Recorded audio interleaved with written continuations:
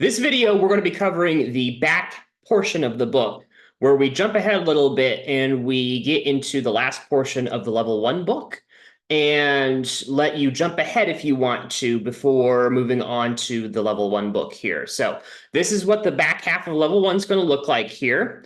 And if you notice, we've changed things up over here on the left side of the page. Now this page is called E1 here.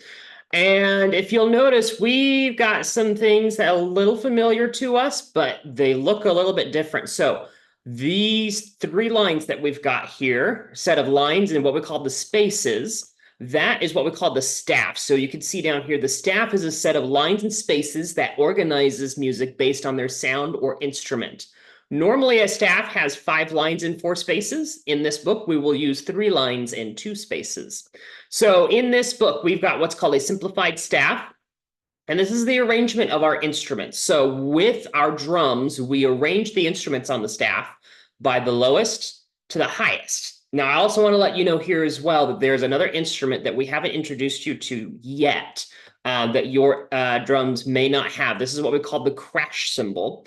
We also turn around and we rename, you remember the symbol, the purple symbol? We now call it the ride cymbal. So we'll kind of go over that here a little bit.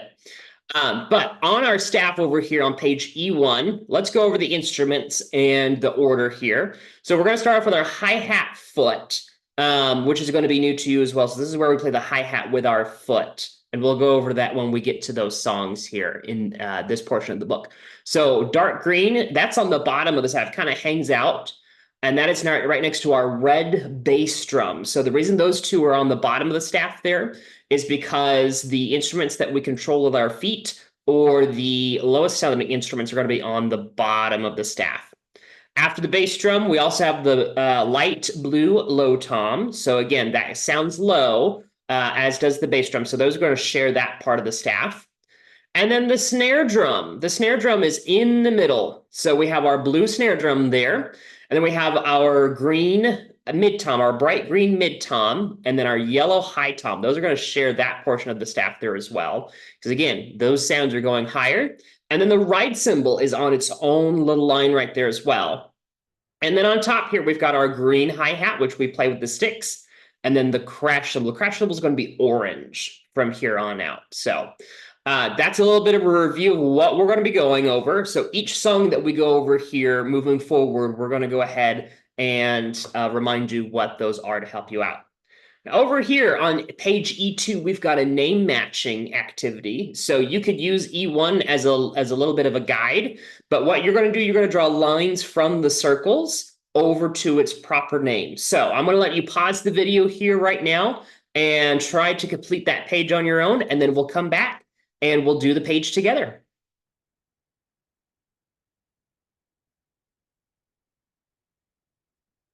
All right, so let's go ahead and check out your answers here. And we'll figure out what you have right and what you have don't. So I'm going to grab a line here. And that way you can see where I'm pointing my lines to. So let's change my line to black. That way that shows up a little bit more. So our orange note right here, the CC, is the crash cymbal. So I'm going to draw a line from there. Oh, crash cymbal's right there. Next, I have the hi-hat, which is called the hi-hat symbol on this page. Then I have the ride cymbal all the way down there. And then I've got the high tom next, which is right there. And then I've got the medium tom, which is right down there. And then my snare drum up there. The low tom, which is right there.